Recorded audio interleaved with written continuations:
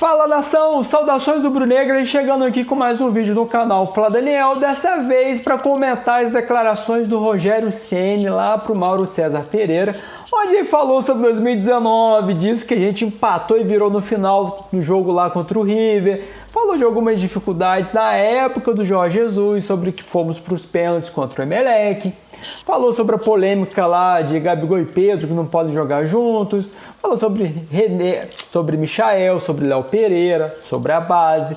Então, ó, assisti, anotei diversas situações aí para comentar aqui o meu ponto de vista a respeito do trabalho do Ceni. Vocês sabem que eu sou contra o trabalho do Ceni, e alguns colegas, meu amigo Daço também, a gente costuma dizer que fomos octa, apesar do Ceni, eu acho que faltou muita coisa aí do Flamengo nas mãos do Ceni, muito teimoso em diversas situações. Ele fala sobre isso nessa entrevista com o Mauro César. Então eu achei nada mais justo do que assistir, anotar e trazer aqui alguns pontos de vista a respeito do Ceni, do trabalho dele e das declarações que ele deu para o Mauro César Pereira. Mas antes, eu preciso, como sempre, você que é novo no canal e ainda não é inscrito, se inscreva aqui embaixo, ative a notificação para não perder nenhum novo vídeo, deixe aquele joinha, o like ajuda demais em fazer o YouTube recomendar o vídeo para mais torcedores do Flamengo. E se você quiser ainda comprar essa camisa maneira aqui do Octa, ou então igual essa aqui atrás, ó, Use Artilheiro, lá você vai conseguir 5% de desconto usando o cupom FLAPROMOções. E se eu fosse você, corria lá no site, que além de 5% que você vai ganhar, estão dando 10% em diversos itens bem bacanas. Então, ó, 10 mais 5, 15% de desconto se usar esse cupomzinho chamado FLAPROMOções. Beleza, galera? Então acompanha aí.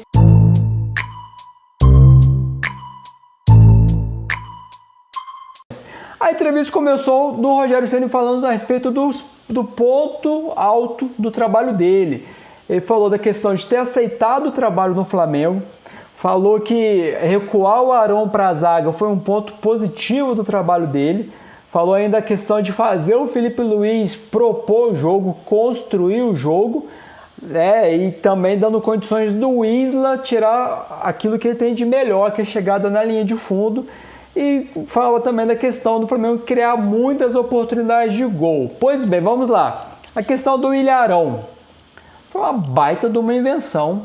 Eu fui muito contra essa invenção, mas a gente conseguiu entender que naquele momento ali o Hugo Souza não dá aquela segurança lá atrás para a saída de bola. O Gustavo Henrique não estava nessa situação. O Rodrigo Caio, infelizmente, está sempre machucando.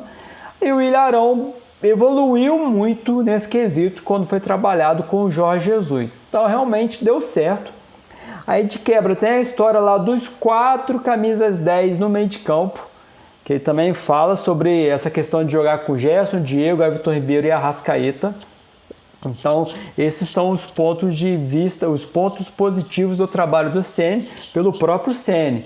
A gente realmente via ali a diferença técnica do Felipe Luiz na posição. É um cara muito inteligente, apesar da idade, apesar de não ter mais a velocidade que tinha no início da carreira, a gente consegue ver que ele sabe direitinho os atalhos dentro de campo e que faz toda a diferença quando ele joga nesse quesito de construir o jogo ali. Ele mais ou menos alinha na zaga. O Flamengo faz a famosa saída de 3 com o Felipe Luiz, o Ilharão e o Rodrigo Caio, ou então o Gustavo Henrique, enfim, mas o Felipe Luiz sempre centraliza ali na saída de bola. E o maior erro, segundo o Ceni, foi ter aceitado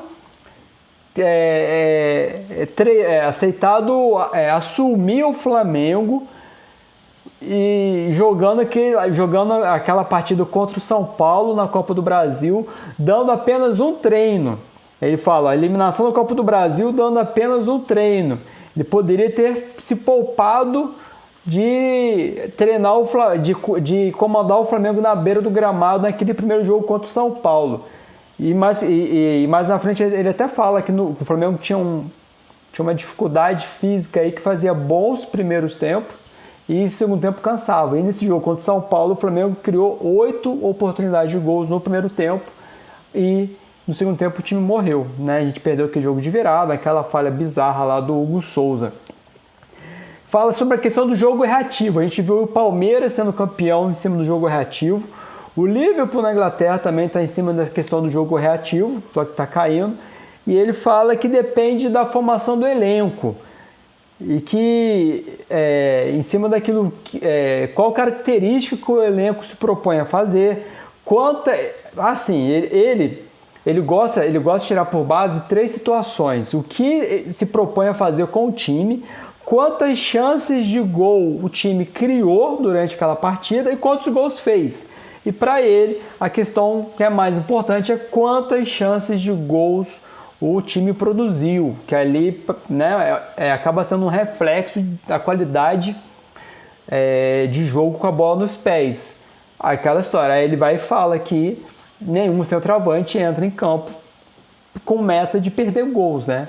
Que isso é uma coisa que acontece, mas o importante é o atacante ficar tendo essas oportunidades de gols.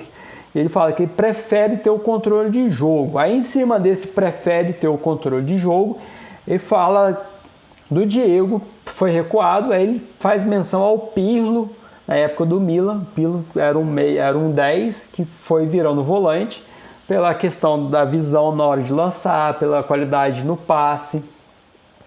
E ele fala aqui nessa questão que o futebol atual, todo mundo tem que marcar, desde os atacantes e principalmente os 4 no meio de campo. Elogiou muito o Diego, a participação do Diego, que somou demais nessa reta final do campeonato. Foi principalmente no jogo contra o Goiás. Não, foi Ceará, Goiás, Palmeiras, aí veio aquela sequência lá que a gente assumir liderança na penúltima rodada. E o que falta para esse sistema dar certo? Aí ele fala foi que o Flamengo jogou pouco assim, porque quando o Rodrigo Caio pôde jogar, o fulano machucou. Quando o Diego pôde jogar, o ciclano estava suspenso. Aí na reta final o Ilharão não jogou contra a Inter, contra o São Paulo que tinha fraturado o dedinho, né? Aí antes o Rodrigo Caio tinha machucado de novo. Então ele fala que teve pouca rodagem, teve pouca minutagem de jogo essa formação com o Ilharão na zaga e os 4 jogadores no meio de campo. Fala a questão de goleiro. Em declaração, dá pra gente extrair uns negócios bem interessantes aí, ó. Ele citou que goleiro, ele citou que ele gosta de goleiro que saiba construir jogo. Aí fala que não tem um sistema de jogo pré-definido. Aí entra na conversa envolvendo o Hugo Souza lá, que ele tem que evoluir, que cabe ao treinador de goleiros trabalhar essa questão com a bola nos pés do Hugo Souza. Falou que ele não pode dar uma atenção muito especial ao Hugo Souza por conta dos treinamentos, que ele treina o time todo, ele não pode dar uma atenção voltada só para o Hugo Souza. Ele fala que o goleiro tem que trabalhar como líbero. Aí, meus amigos, nome do Felipe Alves, goleiro do Fortaleza, sendo ventilado. Ele fala que o goleiro hoje em dia tem que saber jogar com os pés. O Felipe Alves era esse cara lá no Fortaleza. O Hugo Souza podendo sair aí com proposta do Ajax. O Flamengo sem ser agressivo no mercado. Aí o pessoal fala de Marcelo Grohe, fala de Neto, fala de Santos, de Ivan. Cara, para mim, um goleiro, que a princípio eu torci um pouco a cara, mas que analisando bem, eu acho que faz muito sentido, esse Felipe Alves do Fortaleza. 32 anos, não é convocado para a seleção brasileira, tem qualidade com os pés, é pegador de pênalti, é jogador barato, cara. Nunca te jogou em time grande na vida. Jogou no Atlético Paranaense, é um novo grande aí. Mas, bicho, na atual conjuntura, eu vejo como bons olhos uma possível vinda desse Felipe Alves para o Flamengo. Aí o Rogério rebateu algumas críticas, aí ele elogiou, né? Ele citou algumas dessas críticas, que substitui errado, mas que ele tem que colocar alguns jogadores que às vezes a torcida já não está gostando mais. Aí não precisa falar de Vitinho, Michael, essa galera que demorou para trocar. Ele fala, não, mas o time está jogando bem, por que eu vou trocar o jogador?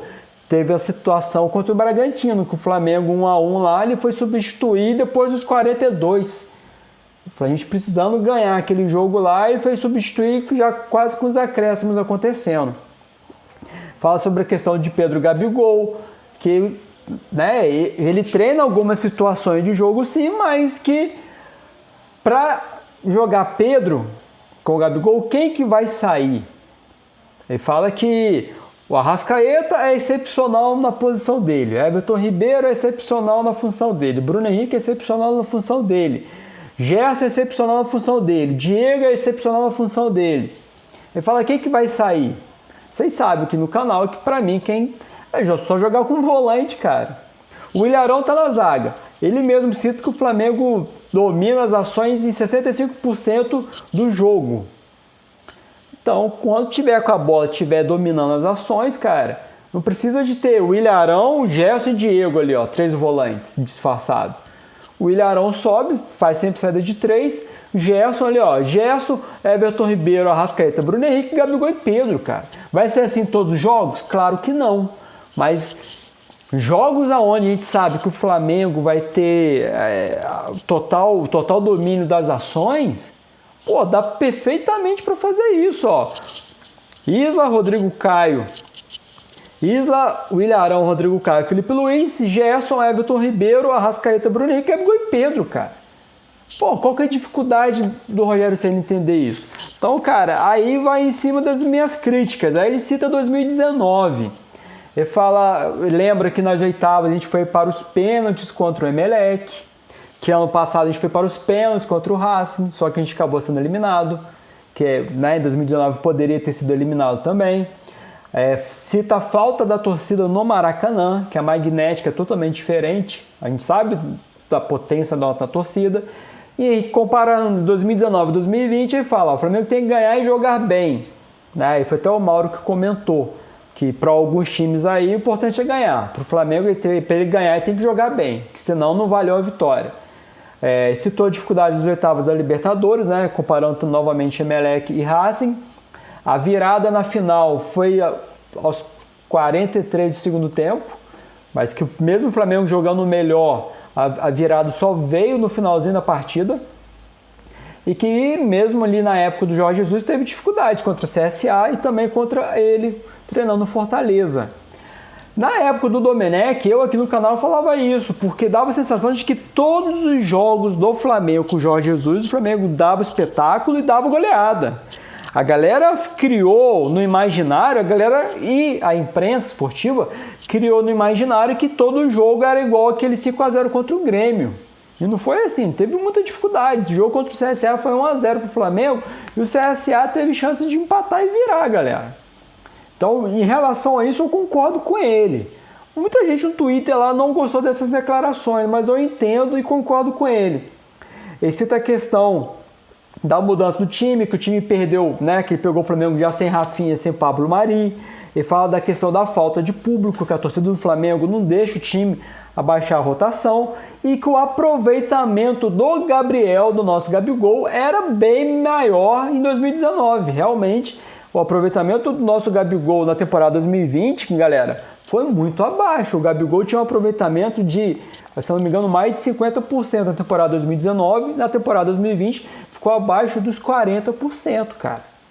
Sabe que a história de cada 3 chutes ele fazia um gol? 1 ou 2 gols, um gol, aquela história? Ano passado era a cada 3 chutes, a cada 5 chutes ele fazia um gol. Então o aproveitamento do Gabriel realmente deu essa caída. A gente vê que o Flamengo foi o time que mais criou grandes oportunidades de gol e foi o time que mais perdeu essas grandes. Ficou assim, acho que quase 40 oportunidades à frente do Atlético Mineiro, mas foi o time que mais perdeu oportunidade de gols. Estilo de jogo para 2021. Voltou a falar sobre como jogava no Fortaleza, que no Fortaleza ele também jogava lá Jorge Jesus com marcação alta, dependendo do adversário, jogava com 2 armadores e 2 atacantes, e falou que foi fácil manter esse esquema quando ele chegou no Flamengo. Mas aí ele citou a dificuldade que ele encontrou: lesionados, Arrascaeta, Pedro, Rodrigo Caio, Felipe Luiz. Teve a questão dos convocados, Isla, na época lá da Copa do Brasil estava sem o Everton Ribeiro, sem o Pedro. Isso a gente não pode esquecer mesmo não. Aquela convocação da CBF ali, tirando os jogadores do Flamengo para as oitavas para as quartas da Copa do Brasil, fez muita diferença sim. O Gabigol também estava machucado e que fisicamente o time estava ruim, que fazia bom o primeiro tempo e no segundo tempo o time cansava. mas que conseguiu na reta final um bom desempenho que ele vai tentar manter agora para 2021, para a temporada 2021. Deixa eu só pegar aqui, cadê? O tá acabando já, galera. Lá, Léo Pereira e Michael, ele fala que o Michael tem muita boa vontade, teve boa vontade para voltar a treinar antes. Ele cita também que o JJ que pediu a contratação do Michael para ter alternativas de jogo. Isso a gente não pode esquecer, que o Michael é um jogador que precisa de campo, de metros de campo para conseguir se destacar. Ele gosta de jogar muito em cima da linha lateral. E que ele precisa aumentar a confiança para o futebol dele voltar. Mas que ele é um cara bom para treinar, animado, está sempre no 220. E que ele precisa de campo para o futebol dele se destacar. Pegar a bola ali antes do meio de campo e levar até a intermediária, onde o futebol dele se destaca, mas para ele ter sucesso naqueles dribles ele precisa estar com confiança boa. E o Léo Pereira era um jogador que todo mundo queria também, canhoto, de bom passe, e que ele gosta muito, mas que ele também precisa recuperar a confiança. E as contratações para 2021 fala sobre as dificuldades de mercado, não citou nenhum nome, mas que algumas posições, por conta de calendário de jogos, convocações e as lesões que vão aparecendo, algumas posições precisam de mais jogadores para a qualidade não cair tanto na ausência de alguns desses. E elogiou a estrutura do Flamengo, a estrutura europeia. E terminou a entrevista falando sobre a utilização da base para 2021. Ele falou que eles vão ter oportunidade, mas que para não queimar essa transição, esses jogadores precisam de maturação para quando chegar a vez dele, ele conseguir se destacar e não fazer alguns poucos minutos bem, depois fazer 2, 3 jogos ruins e cair com a torcida. Aí ele citou João Gomes, PP, Mateuzinho, João Lucas, Rodrigo Muniz, jogadores que tiveram oportunidade com eles. Meus amigos, mais de 17 minutos de vídeo, sei que ficou grande demais, mas para a gente começar 2021, essa temporada 2021, achei importante dar essa esmiuçada em cima da entrevista do Ceni para o Mauro César Pereira. Se você chegou no final do vídeo e ainda não deixou aquele joinha ou então não se inscreveu, peço para fazer essas duas coisas. Deixa nos comentários aí, será que valeu mesmo manter o Ceni para 2021? A gente estava bem injuriado. Eu lembro do meu amigo Rodrigo do Destino Flamengo do canal, dizendo que se o Mengão fosse campeão, o Rogério Ceni continuaria no Flamengo e realmente foi isso que aconteceu. Tá? Vamos ver o que vai dar ele para frente. Beleza? E amanhã tem Flamengo e Resende, jogo exclusivo da Flá TV+, galera. Não pode esquecer disso. Beleza? Então até a próxima, Mengão. Tua glória é lutar. Valeu, galera. Forte abraço. Fui.